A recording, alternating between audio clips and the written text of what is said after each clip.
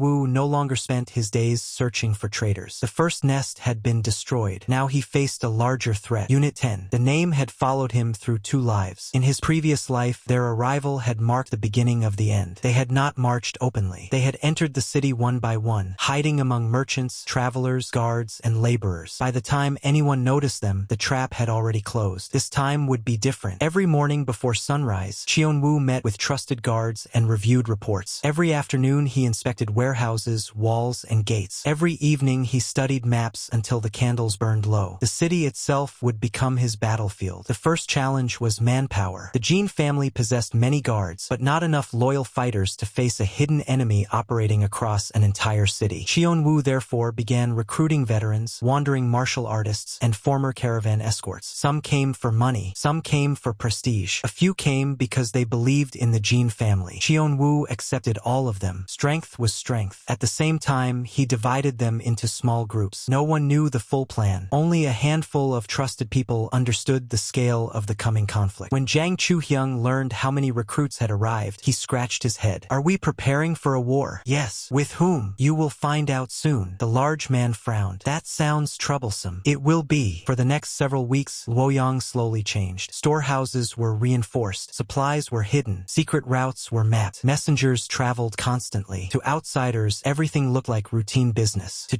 Wu, it looked like survival. One evening, a report finally arrived. The first member of Unit 10 had entered the city. Wu read the message twice, then a third time. His expression remained calm. Inside, however, old memories stirred. Burning buildings, dead family members, blood on stone floors. The future was approaching. He folded the report. Begin Phase 1. Orders spread throughout the city before midnight. Watchers were deployed. Suspicious travelers were tracked. Safe houses were were monitored. For several days nothing happened. Then another report arrived, and another. The number of infiltrators increased. Just as he remembered, Unit 10 was assembling, like pieces of a blade slowly being forged. Yet this time they were assembling beneath his gaze. The enemy believed themselves hidden. That illusion pleased him. One night a courier was captured while attempting to leave the city. The man carried coded instructions. Most people could not read them. Cheon-woo could. Years of hunting Shadow Kill Squad had taught him their methods. The message confirmed his fears. The attack was not months away. It was weeks away. The pace of preparation accelerated. Training grounds remained active late into the night. Weapons were distributed. Emergency plans were rehearsed repeatedly. Even Yu Hyan, usually calm and composed, began to realize the seriousness of the situation. "Young master," he said one evening, "are we truly facing such a dangerous enemy?" Cheon-woo looked toward the city walls. "Yes. Can we win?" A long silence followed. Finally he answered, "We must." Failure was not an option. He had already witnessed what failure looked like. Several days later, the first direct clash occurred. A patrol reported suspicious activity near a warehouse district. Cheon-woo personally led the response. The fight was brief, fast, brutal. 3 enemy operatives were killed. 1 escaped. For most of the guards, it seemed like a minor incident. Cheon-woo knew better. Unit 10 had begun testing defenses. The war had started. After the battle, he stood alone beside the bodies. They wore ordinary clothing. Nothing distinguished them from common travelers. That was the true danger. Anyone could be an enemy. Any smile could hide a knife. Any conversation could conceal a trap. The following week brought more violence. 2 ambushes, poisoned messenger, an attempted assassination. Every attack failed. Yet each success came with a price. Several loyal guards died. Men who should have lived. Men who had families waiting at home. Cheon-woo attended every funeral. He memorized every name. The burden of command grew heavier, but he did not waver. Not anymore. The enemy had stolen enough from him. As summer approached, the tension across Luoyang became impossible to ignore. Rumors spread. Merchants whispered. Travelers altered routes. People sensed something was coming. They simply did not know what. One stormy night, another message arrived. This one contained information Cheon-woo had been waiting for. The main force of Unit 10 had entered Luoyang. Not scouts, not messengers. The real enemy. For several moments he stared at the report. Then he smiled. A cold smile. The kind that frightened even experienced warriors. Jang Chu-hyung saw it and immediately took a step back. "Whenever you smile like that, someone suffers." "Good. Good for whom?" "For us." The giant warrior sighed. "That answer worries me." Cheon-woo folded the report. The time for preparation was ending. The time for battle was beginning. Outside, thunder rolled across the sky. Inside, dozens of oil lamps illuminated maps covering an entire wall. Red marks indicated enemy sightings. Black marks indicated loyal forces. The city had become a giant board. Every piece was moving. Every decision mattered. Cheon-woo studied the map until dawn. At sunrise, he finally placed a finger on one location. An abandoned compound near the northern district. The enemy gathering point. The heart of their operation. At last, he had found it. His eyes narrowed. Unit 10 believed they had entered Luoyang unnoticed. They believed the Jin family remained blind. They believed victory was inevitable. Soon they would learn otherwise. Soon the hunters would discover they had become the hunted. The news spread quietly through Luoyang. Officially, nothing had happened inside the Jin family estate. Merchants continued their business. Caravans entered and departed. Servants worked as usual. Yet beneath the calm surface, preparations had begun. Jin Cheon-woo no longer spent his days searching for traitors. The first nest had been destroyed. Now he faced a larger threat. Unit 10. The name had followed him through 2 lives. In his previous life, their arrival had marked the beginning of the end. They had not marched openly. They had entered the city one by one, hiding among merchants, travelers, guards, and laborers. By the time anyone noticed them, the trap had already closed. This time would be different. Every morning before sunrise, Cheon-woo met with trusted guards and reviewed reports. Every afternoon he inspected warehouses, walls, and gates. Every evening he studied maps until the candles burned low. The city itself would become his battlefield. The first challenge was manpower. The Jin family possessed many guards, but not enough loyal fighters to face a hidden enemy operating across an entire city. Cheon-woo therefore began recruiting veterans, wandering martial artists, and former caravan escorts. Some came for money. Some came for prestige. A few came because they believed in the Jin family. Cheon-woo accepted all of them. Strength was strength. At the same time, he divided them into small groups. No one knew the full plan. Only a handful of trusted people understood the scale of the coming conflict. When Jang Chu-hyung learned how many recruits had arrived, he scratched his head. "Are we preparing for a war?" "Yes." "With whom?" "You will find out soon." The large man frowned. "That sounds sounds troublesome. It will be. For the next several weeks, Luoyang slowly changed. Storehouses were reinforced. Supplies were hidden. Secret routes were mapped. Messengers traveled constantly. To outsiders, everything looked like routine business. To Cheonwoo, it looked like survival. One evening, a report finally arrived. The first member of Unit 10 had entered the city. Cheonwoo read the message twice, then a third time. His expression remained calm. Inside, however, old memories stirred. Burning buildings, dead family members, blood on stone floors. The future was approaching. He folded the report. Begin Phase 1. Orders spread throughout the city before midnight. Watchers were deployed. Suspicious travelers were tracked. Safe houses were monitored. For several days, nothing happened. Then another report arrived, and another, and another. The number of infiltrators increased. Just as he remembered, Unit 10 was assembling, like pieces of a blade slowly being forged. Yet this time they were assembling beneath his gaze. The enemy believed themselves hidden. That illusion pleased him. One night, a courier was captured while attempting to leave the city. The man carried coded instructions. Most people could not read them. Cheonwoo could. Years of hunting Shadow Kill Squad had taught him their methods. The message confirmed his fears. The attack was not months away. It was weeks away. The pace of preparation accelerated. Training grounds remained active late into the night. Weapons were distributed. Emergency plans were rehearsed repeatedly. Even Yu Haiyan, usually calm and composed, began to realize the seriousness of the situation. "Young master," he said one evening, "are we truly facing such a dangerous enemy?" Cheonwoo looked toward the city walls. "Yes. Can we win?" A long silence followed. Finally he answered, "We must." Failure was not an option. He had already witnessed what failure looked like. Several days later, the first direct clash occurred. A patrol reported suspicious activity near a warehouse district. Cheonwoo personally led the response. The fight was brief, fast, brutal. 3 enemy operatives were killed. One escaped. For most of the guards, it seemed like a minor incident. Cheonwoo knew better. Unit 10 had begun testing defenses. The war had started. After the battle, he stood alone beside the bodies. They wore ordinary clothing. Nothing distinguished them from common travelers. That was the true danger. Anyone could be an enemy. Any smile could hide a knife. Any conversation could conceal a trap. The following week brought more violence. 2 ambushes, poisoned messenger, an attempted assassination. Every attack failed. Yet each success came with a price. Several loyal guards died. Men who should have lived. Men who had families waiting at home. Cheonwoo attended every funeral. He memorized every name. The burden of command grew heavier. But he did not waver. Not anymore. The enemy had stolen enough from him. As summer approached, the tension across Luoyang became impossible to ignore. Rumors spread. Merchants whispered. Travelers altered routes. People sensed something was coming. They simply did not know what. One stormy night, another message arrived. This one contained information Cheonwoo had been waiting for. The main force of Unit 10 had entered Luoyang. Not scouts, not messengers. The real enemy. For several moments he stared at the report. Then he smiled. A cold smile. The kind that frightened even experienced warriors. Jang Chuhyung saw it and immediately took a step back. Whenever you smile like that, someone suffers. Good. Good for whom? For us. The giant warrior sighed. That answer worries me. Cheonwoo folded the report. The time for preparation was ending. The time for battle was beginning. Outside, thunder rolled across the sky. Inside, dozens of oil lamps illuminated maps covering an entire wall. Red marks indicated enemy sightings. Black marks indicated loyal forces. The city had become a giant board. Every piece was moving. Every decision mattered. Cheonwoo studied the map until dawn. At sunrise, he finally placed a finger on one location. An abandoned compound near the northern district. The enemy gathering point. The heart of their operation. At last, he had found it. His eyes narrowed. Unit 10 believed they had entered Luoyang unnoticed. They believed the Jin family remained blind. They believed victory was inevitable. Soon they would learn otherwise. Soon the hunters would discover they had become the hunted. The first death happened before sunrise. A sentry on the north wall saw a merchant cart approaching the gate. The driver waved lazily, shouted an ordinary complaint about the cold, and smiled at the guards as if he had done this route 100 times before. Nothing about him looked dangerous. Nothing about the cart looked suspicious. That was precisely why the arrow struck his throat before he could finish speaking. The cart burst open. 2 men climbed out of the false floor. Another 4 dropped from beneath the sacks of grain. Hidden blades flashed in the dim light. The guards had only a second to understand what they were seeing before blood sprayed across the gate. The signal bell rang across the northern district. Jin Cheonwoo was already awake. He had slept in his clothes. That alone told Jang Chuhyung everything he needed to know. Again, the big man muttered as he shoved open the door. Cheonwoo was already fastening his belt. The north gate. Jang Chuhyung cursed and reached for his weapon. "You really really make war sound ordinary. It is ordinary, Cheonwoo said. They're just late. By the time they reached the gatehouse, the first wave of enemy fighters was already inside the outer district. The street was chaos. Merchants were running. Lanterns were falling. Guards were shouting orders in voices that could not be heard over the sound of steel. And beneath the noise, Cheonwoo heard something else. The pattern, the rhythm of the attack. Not wild, not desperate, disciplined. Unit 10. He had heard those steps before in another life. A spear thrust came from the left. He turned his shoulder, let the blade pass, and answered with a cut that opened the attacker's face from cheek to jaw. Another enemy rushed in from behind. Jang Chu-hyung intercepted him with a punch that shattered the man's ribs and sent him crashing through a wooden stall. Stay close, Cheonwoo shouted. You think I'm going anywhere without you? Jang Chu-hyung barked back. 3 more enemies emerged from the smoke. Cheonwoo's eyes sharpened. One of them moved too smoothly, too economically. His footing was not that of a hired killer. It was trained, refined. A man who had spent years learning how to kill in silence. A member of Unit 10. Cheonwoo rushed forward first. The man drew a short blade from his sleeve, but Cheonwoo had already read the motion. He slipped inside the cut, drove his shoulder into the man's chest, and slammed the hilt of his sword into his throat. The assassin collapsed gasping. Capture him, Cheonwoo ordered. But before the guards could reach him, the assassin bit down on something hidden in his mouth. His body convulsed. Then he went still. Poison. Cheonwoo stared at the corpse with cold eyes. Even now they were willing to die for secrecy. The attack spread outward through the district. Fire arrows landed in warehouses. Hidden agents cut loose horses. 2 storehouses began to burn. By the time the sun lifted above the rooftops, the northern quarter looked like a battlefield, not a city street. Yuhayan arrived with reinforcements and immediately began assigning squads. His face was pale, but his voice was steady. Seal the lanes. No one enters or exits without inspection. Search every roof. Take the wounded to the eastern courtyard. Cheonwoo did not interrupt him. He only watched the streets and listened. The enemy was testing them, probing for weak points, searching for panic. He would not give them any. At midday, the second strike came. This one was quieter. 3 men dressed as laborers entered the central grain warehouse under the cover of routine delivery work. They killed the clerk at the counter and opened a hidden panel in the floor. Beneath the warehouse lay a tunnel that connected to the old drainage system. The moment Cheonwoo was informed, he understood the enemy's objective. They were not merely attacking. They were infiltrating the city from beneath. He personally descended into the tunnel with 5 trusted guards and Jang Chu-hyung behind him. The air below was damp, stale, and reeked of mold. Torchlight flickered against the stone walls. The narrow passage twisted in 2 directions, and on the floor lay the fresh footprints of men who had only just passed through. Split? Jang Chu-hyung asked. No, Cheonwoo pointed ahead. They want us to hesitate, and so he walked straight through the center. 2 enemies came at him from a side passage. He cut the first down before the man could raise his arm. The second tried to flee deeper into the tunnel, but Jang Chu-hyung sprinted after him like a charging beast and smashed him against the wall with both hands. Bones cracked. The man slid down without a sound. They found the hidden chamber 15 steps later. Inside were maps of Luoyang, routes, guard rotations, supply schedules, names. So many names. Yu Hyan's expression tightened when he saw them. They've been collecting this for weeks. Longer, Cheonwoo said. He saw another sheet beneath the others. A list of families, merchants, innkeepers, minor officials, people who had already been bought, blackmailed, or replaced. The scale of the operation was larger than even he had expected. The enemy had prepared patiently, but patience could only carry them so far. The hidden chamber was burned before dawn. 2 days later, the real trap began. Cheonwoo spread false information through a chain of trusted intermediaries. The message was simple. The Jin family would move a secret convoy through the western road before midnight, carrying documents and silver. Only a small escort would be present. It was a lie, but it was a believable lie. Unit 10 took the bait. At the appointed hour, a convoy moved through the western road. The enemies struck from the rooftops, from alleys, from behind shuttered doors. Swords flashed in the moonlight. Horses screamed. The first wagon exploded when a hidden fire talisman ignited the oil inside it. Then Cheonwoo gave the signal. The wagons broke open. Not silver, not documents. Armed guards, bowmen on the roofs, iron chains hidden in the wheels. The street turned into a cage. Unit 10 realized the ambush too late. Cheonwoo stepped into the center of the road and met the leader of the assault. The man wore no mask. His face was pale and sharp, like a blade carved from frost. He looked younger than Cheonwoo expected, but the calm in his eyes was wrong. It was the calm of someone who had killed too many people to be moved by blood. You are Jin Cheonwoo, the man said. Cheonwoo answered with his sword half-drawn. And you're here to die. The man smiled slightly. You know our methods better than most. I know enough. The fight began immediately. The leader's blade was fast, but not reckless. Every strike aimed for a vital point. Every retreat invited pursuit. Every pause was designed to lure the opponent into a mistake. In another life, this man would have been nearly impossible to defeat. But Cheonwoo had already fought men like him. He had died among men like him. He knew how they breathed before they killed. He knew the exact instant they shifted weight from rear foot to front. He knew the tiny pause in the shoulders before the wrist struck. He read the pattern and moved ahead of it. Steel rang in the night. Sparks scattered across the stones. Twice the leader tried to break Cheonwoo's guard. Twice he failed. Then Jang Chuhyung crashed into the flank of the enemy formation and sent 2 assassins flying with one sweeping blow. "Did you miss me?" he roared. No one answered. They were too busy dying. The Western Road battle ended just before dawn. When the smoke cleared, the Jin family had won. But the price was high. 3 guards dead, 16 wounded, 1 warehouse burned to the ground. And yet Cheonwoo did not feel relief, because this was only the beginning. The next night he learned why. The captured infiltrator finally spoke. Not willingly, not in full, but enough. Unit 10 had not entered Luoyang alone. Someone inside the city had provided them with lodging, supplies, and schedules. Someone had helped them avoid patrols. Someone had been preparing the city from the inside for months. Cheonwoo's expression did not change when he heard it, but his fingers tightened around the edge of the table. "Who?" Yuhayan asked. The prisoner laughed weakly through broken teeth. "You still think this is only about one family?" Before anyone could stop him, he bit down on poison hidden in his gums and died. Again silence. Again the same answer. The enemy preferred death to confession. Cheonwoo rose from his seat. "Gather everyone." That evening, the whole estate went still. Lanterns were lit across the courtyards. Guards formed a ring around the main hall. The air itself felt tense, as if even the wind knew something terrible was approaching. Cheonwoo stood before the gathered warriors and servants, his blood-stained sword hanging at his side. "Unit 10 is here," he said. "They have killed our people. They have entered our city. They believe we are already half dead." No one spoke. "Tonight," he continued, "we show them what it means to fight inside the Jin family." The answer came as one voice. "Understood." The final assault began under a moonless sky. Enemy agents attacked from 3 directions at once. One group targeted the gates. One moved toward the rear storehouses. Another attempted to create chaos in the servant quarters, hoping to break morale and force the guards to split. It would have worked against an ordinary family, but Cheonwoo had already prepared for this night. Hidden fire pits ignited on command. Iron bars dropped from the roofs. Crossbow fire cut down the first wave. Jang Chuhyung led a charge through the center and crushed a squad of assassins with raw force. Yuhayan coordinated the evacuation of civilians and kept the wounded from being trampled. Loyal guards moved like a single body, cutting off every route the enemy tried to use. Cheonwoo himself went straight for the center. He had seen the pattern. The real command point was not the largest force. It was the quietest one. He broke through 2 lines of enemies and entered a side corridor lined with lanterns. There, in the shadow of the inner wall, stood the true controller of the night's attack, a middle-aged man with a scar beneath one eye. The man's expression changed when he saw Cheonwoo. Not fear, recognition. "So the rumors were true," the man said. "You really remember more than you should." Cheonwoo raised his sword. "You were there in my previous life." The man did not answer. Cheonwoo's voice became colder. "You were one of the hands that destroyed my family." At that, the man finally smiled. "That old story still matters to you?" Cheonwoo stepped forward. "It matters enough for me to kill you." The duel was vicious. The scarred man fought like someone who had survived by brutality rather than elegance. He had power, speed, and experience. Several times his blade came close to Cheonwoo's throat. Several times Cheonwoo escaped by the width of a breath. Then, at the exact moment the man overcommit, Cheonwoo cut across his wrist, drove the blade through his shoulder, and sent him crashing into the wall. The enemy commander laughed through blood. "Too late," he whispered. Cheonwoo frowned. Before the man could speak again, an explosion shook the far end of the estate. A second fire. No, a signal. Cheonwoo turned. Far beyond the main courtyard, a pillar of smoke rose into the night. The enemy had failed here, but somewhere else, another part of the plan had already begun. The scarred man coughed and smiled with broken teeth. "We only came to test you." Cheonwoo did not reply. He drew his sword back once and ended the man's life. Then he stood in the corridor, listening to the battle still raging outside. The final phase of the night ended before dawn. The invading force was shattered. The hidden cell operating inside the estate was annihilated. The main street of Luoyang lay littered with weapons, blood, and burned debris. The Jin family had survived the assault, yet victory felt strangely hollow, because Cheonwoo knew this was not the end. When the sun rose, he received the report that explained everything. Several captured documents had been recovered from the dead enemies. Among them was a shipment record, a route list, and one familiar phrase written in code. A phrase that made even Yuhayan go silent. The magatama. Cheonwoo read the word once, then again, and finally understood. Unit 10 had not come only to destroy the Jean family. They had come to find something inside it, something hidden deep enough that even the previous search had failed. The true objective had never changed. The war was larger than Luoyang, larger than a single cell, larger than a single family. Xiongwu looked toward the distant horizon, where smoke still drifted above the city. The enemy had been driven back. The immediate threat was gone, but now he knew the shape of the greater shadow behind it. He sheathed his sword. Then he smiled, faint and cold. "Good," he murmured. "Now I know where to cut next." The word refused to leave his mind. Magatama. Jin Qianwu had heard it countless times during his previous life. Sometimes it appeared in intercepted messages. Sometimes in the final words of dying enemies. Sometimes in rumors whispered by frightened survivors. Yet nobody had ever explained what it truly was. Not even the people who died searching for it. The morning after the battle against Unit 10, the estate remained unnaturally quiet. Workers repaired damaged walls. Servants cleaned bloodstains from stone courtyards. Funeral preparations had already begun. Victory carried a price. It always did. Qianwu stood alone in a study examining the recovered documents. Maps, codes, lists of names. Most of it was useless. Then he found a sentence written in a different hand. Primary objective remains unchanged. Recover the Magatama at all costs. Not destroy, not steal wealth, not assassinate. Recover. The wording bothered him. Someone believed the artifact already belonged to them. Someone believed the Jean family had taken it, which raised a more important question. How had the Jean family obtained it in the first place? A knock sounded. Yu Haiyan entered carrying another stack of reports. "We finished interrogating the remaining prisoners. Anything useful?" The manager hesitated. "Only one thing." Xiongwu looked up. They all believed the Magatama was hidden somewhere inside the estate. Silence followed. Then Xiongwu slowly nodded. That matched everything he knew. The enemy had infiltrated the family for decades. They had spent enormous resources. They had sacrificed entire cells. No organization would do that for ordinary treasure. The Magatama was worth more than gold. Far more. By afternoon he stood before the ancestral archives. The building was older than any other structure in the estate. Many family heads had expanded it over the centuries. Most people avoided it. Too many records, too much dust, too little excitement. For Qianwu it felt different. History hid answers, and answers won wars. The old archivist nearly fainted when he requested access to restricted documents. You wish to review records from 200 years ago?" "Yes." "Why?" "Curiosity." The old man looked unconvinced. Fortunately, rank ended arguments. Within minutes, ancient ledgers, journals, and travel logs covered an entire table. Xiongwu began reading. Hours passed, then more. Most records proved useless. Trade agreements, marriage arrangements, property disputes, nothing connected to the artifact. Just as he considered leaving, a single name caught his eye. Jin Musong, a family head from nearly 2 centuries earlier. The journal described an expedition beyond the western frontier. Officially, it had been a trade mission. Unofficially, it looked like something else entirely. The expedition had included martial artists, scholars, cartographers, and several men whose occupations were never recorded. The journey lasted nearly 2 years. When Jin Musong returned, he brought an object described only as the heavenly tear. Xiongwu's eyes narrowed. The journal continued. 3 months after returning, 4 separate assassination attempts targeted the family. A year later, an unknown organization launched a coordinated attack against multiple Jin family caravans. The pattern looked familiar. Too familiar. Someone had been searching for the artifact long before Shadow Kill Squad existed. Or perhaps Shadow Kill Squad had existed far longer than anyone realized. The discovery changed everything. The Magatama was not the cause of a recent conflict. It was the center of a war that had lasted generations. That night, Xiongwu climbed to the roof of the archive building. The city stretched beneath him, calm, peaceful, unaware. Zhang Chuhyang eventually found him there. "I knew you'd be somewhere gloomy." Xiongwu ignored the comment. The large man sat beside him. For several moments, neither spoke. Finally, Zhang Chuhyang asked, "What's bothering you?" "The enemy. Again. Always." The warrior sighed dramatically. "Can I at least know why?" Xiongwu considered the question, then answered honestly, "Because I think we've been fighting the wrong war." That finally caught his attention. "What does that mean?" "It means Unit 10 wasn't the real threat." The words lingered between them. Even saying them aloud felt dangerous. Unit 10 had nearly destroyed the family, yet they had merely been a weapon. Someone else had forged it. Someone else had aimed it. Someone else had given the orders. For the first time, Xiongwu understood how large the shadow truly was. The following week brought another breakthrough. One of the recovered codes matched a ledger discovered in the archives. The connection revealed a hidden chain of communication. Names began appearing. Merchants, officials, officials, clan leaders, people spread across multiple provinces. Some were dead, some were powerful, all were connected. The network stretched far beyond Luoyang. Yu Haiyan stared at the compiled list in disbelief. This isn't an organization. No, Qianwu agreed. It's a system. That realization frightened him more than any assassin. Systems survived failure. Systems adapted. Destroying one branch accomplished little. To end the threat permanently, he would need to reach the core. Days later, another discovery arrived. A hidden compartment inside the archive. The mechanism had been concealed behind a carved panel. Even knowing where to look, opening it proved difficult. Inside lay only 3 objects: a sealed letter, an old map, a black stone pendant. The pendant instantly drew his attention. Smooth, dark, cold. Even after centuries, the shape resembled descriptions found in several journals. Not the magatama itself, but something connected to it. His pulse quickened. At last, a real clue. The sealed letter proved even more valuable. It had been written by Jin Musong himself. The handwriting was faded but readable. The contents changed everything. The artifact had never belonged to the Jin family. It had been entrusted to them, guarded, hidden, protected. The letter contained a warning. If the artifact were ever reclaimed by the wrong hands, countless people would die. No explanation followed. No details. Only the warning. Yet the urgency behind the words felt genuine. Qianwu read the letter 3 times, then a 4th. Each reading produced more questions and fewer answers. For several days he barely slept. The puzzle consumed him. Every clue pointed toward the same conclusion. Shadow Kill Squad was not hunting wealth. They were hunting inheritance. Something ancient, something powerful, something capable of motivating generations of conflict. Then the crisis arrived. Not from the enemy, from within. A messenger reached Luoyang shortly before dawn. The rider collapsed from exhaustion. His horse nearly died beneath him. The message he carried came from one of the family's distant branches. An entire caravan had vanished. No survivors, no witnesses, no bodies, only burned wagons. Qianwu read the report silently, then placed it beside the others. The pattern had returned. The wider network was moving. The moment he finished speaking with the messenger, another report arrived. Then another. A warehouse destroyed. Courier missing. A merchant contact murdered. Different locations. Same methods. The enemy was retaliating. Not openly. Not dramatically. Methodically. Like a predator testing prey. Zhang Chuhyang slammed a fist into the table. Let's just find them and kill them. Qianwu almost smiled. A simple solution. An impossible one. Not yet, because now he finally understood the truth. The men who had attacked Luoyang, the spies, the assassins, even Unit 10, none of them stood at the top. Someone else remained hidden. Someone powerful enough to command entire organizations. Someone patient enough to manipulate events across generations. Someone who still believed the Magatama would eventually become theirs. That person had ordered the destruction of his family in the previous life. That person still lived. And for the first time since returning to the past, Qianwu possessed a path leading directly toward them. He stood before the window as dawn illuminated the city. The repaired rooftops, the rebuilt walls, the people beginning another ordinary day. Everything seemed peaceful, yet he could feel the storm gathering beyond the horizon. The war for Luoyang was over. The war for the Magatama had only just begun. Qianwu closed his eyes, then opened them again. Cold determination replaced uncertainty. Unit 10 was dead. The hidden cells were broken. The first battlefield belonged to him. Now he would begin hunting the people responsible for the entire conspiracy. Not their servants, not their soldiers, not their agents, the masters. And when he found them, he would make them regret every drop of blood they had spilled. For 2 lifetimes he had followed shadows. Now the shadows finally had names. The first name on the list died before sunset. Not by Qianwu's hand, not by a sword. Fear killed him. The merchant collapsed while attempting to flee Luoyang. Witnesses claimed he looked over his shoulder repeatedly, as if someone invisible was following him. By the time guards reached him, blood leaked from his mouth and his heart had already stopped. When the report arrived, Jin Qianwu read it twice. Then he placed it beside the growing stack of documents. The enemy was cleaning its own house. That meant he was getting close. The weeks following the discovery of the Magatama network became a silent war. There were no grand battles, no burning districts, no armies, only disappearances, assassinations, interrogations, and information. Every day another piece of the puzzle emerged. A caravan master secretly financing Shadow Kill Squad, a provincial official accepting coded messages, a merchant guild laundering money through hidden accounts. Individually they seemed unrelated. Together they formed a machine that had operated for generations. Yu Haiyan stared at the evidence covering an entire wall. I still don't understand how something this large remained hidden. Qianwu looked at the names. Because people only see what they expect to see. Most men expected enemies to arrive 5 carrying swords. Few noticed enemies carrying ledgers. The first target was a financier named Seo Minguk. For 20 years, he had quietly moved resources across multiple provinces. No one suspected him. His reputation was spotless. His business successful. His family respected. The perfect disguise. Unfortunately for him, Cheonwoo already knew where to look. The operation began at midnight. 3 teams entered his estate simultaneously. One seized documents. One captured servants. One blocked escape routes. Seo Minguk attempted to flee through a hidden tunnel. Jang Chu-hyung dragged him back by the ankle. The man screamed all the way to the interrogation room. 3 days later, he confessed, not because of torture, because he realized his masters had already abandoned him. The confession revealed 5 more names, then 9, then 14. The hunt accelerated. By midsummer, Shadow Kill Squad had lost dozens of safe houses. Entire communication routes vanished. Couriers disappeared. Supply chains collapsed. For the first time in decades, the organization was being forced backward. Cheonwoo felt no satisfaction. Not yet. Every victory revealed another layer, another hidden supporter, another invisible hand. The deeper he dug, the older the conspiracy appeared. One evening, a coded letter arrived from a captured courier. Unlike previous messages, this one contained a symbol Cheonwoo had never seen before, a black circle. Inside it, a single silver line. The moment he showed it to the surviving informants, their faces turned pale. That reaction alone made the symbol valuable. "What is it?" Cheonwoo asked. No one answered. Jang Chu-hyung slammed a fist into the table. The wood cracked. "Answer him." Finally, one prisoner spoke. "The council." The room fell silent. Even saying the name seemed difficult. According to the prisoner, Shadow Kill Squad was merely a weapon. The true authority belonged to a hidden leadership known only as the council. No one knew how many members existed. No one knew their real identities. Only that every major operation eventually traced back to them. Cheonwoo remained silent for several moments. Then he smiled. For the first time, he had a target. Not an army, not a network, a leadership, something he could destroy. The following months became the most dangerous period of his second life. The council finally reacted. Assassins appeared repeatedly. Some attacked openly. Others used poison. Twice arrows struck his room after midnight. Once an entire bridge collapsed while he was crossing it. Only preparation and caution kept him alive. Even then, the losses mounted. Several trusted guards died. A messenger vanished. One of the family's distant allies was found murdered. The enemy had decided to strike back hard. Jang Chu-hyung became impossible to shake. The giant practically slept outside Cheonwoo's door. "You're becoming annoying," Cheonwoo told him. "Good. I can protect myself." "I know." "Then why are you still here?" Jang Chu-hyung shrugged. "Because if something happens to you, everyone will blame me." The answer was ridiculous, which meant it was probably sincere. Autumn arrived. Leaves turned gold. The war continued. Then came the breakthrough. A captured accountant. An insignificant man. Forgettable. Ordinary. Exactly the kind of person nobody noticed. Yet he carried records. Thousands of transactions. Bribes. Payments. Hidden accounts. Most importantly, locations. For 3 nights, Cheonwoo studied the documents. By dawn on the 4th day, he finally found it. The Central Archive. A hidden repository used by the council. The place where generations of records had been gathered. The heart of the machine. Destroy it and decades of secrecy would vanish. The operation required everything they had. 200 fighters, trusted scouts, veteran escorts. Even Yu Hyan personally supervised logistics. No one slept much before departure. Everyone understood the importance. Failure would allow the council to disappear again. Success would expose them. The journey lasted 4 days. The archive was hidden deep in the mountains, protected by terrain more than walls. The defenders believed themselves safe. They were wrong. Cheonwoo launched the assault before sunrise. The first arrows struck the watchtowers. The second wave shattered the gates. Then the fighting began. Unlike previous enemies, these defenders were trained, disciplined, fanatical. They fought without fear, without hesitation, without retreat. The battle lasted nearly 6 hours. Blood-covered stone paths. Bodies filled courtyards. Twice the attackers were forced back. Twice they advanced again. At the center of the complex stood a stone hall. The archive, the objective. Cheonwoo reached it shortly before noon. Inside waited the strongest defender he had faced since returning to the past. An elderly swordsman, gray-haired, calm, terrifying. The old man looked at him with strange curiosity. "So you're the one causing all this trouble, and you're standing in my way." The swordsman laughed softly. "You remind me of someone." Cheonwoo did not answer. The duel began. The old man was fast, far faster than his age suggested. Every movement carried decades of experience. 3 times their blades collided. 3 times sparks flew. The 4th exchange nearly killed Cheonwoo. Only a desperate step backward saved him. For the first time in months, genuine danger filled the air. The old man smiled. "Good." Cheon-woo hated that smile. It belonged to someone enjoying the fight. The duel continued, minute after minute, strike after strike. Finally, experience met determination. The old man made a mistake. Tiny, almost invisible. Enough. Cheon-woo's blade slipped past the defense and pierced his chest. Silence followed. The old swordsman looked down, then back up. Strangely, he seemed relieved. "You've forced them into the light," he whispered. "What?" Blood touched his lips. "The council will never forgive this." Then he died. The words lingered. Cheon-woo stared at the body.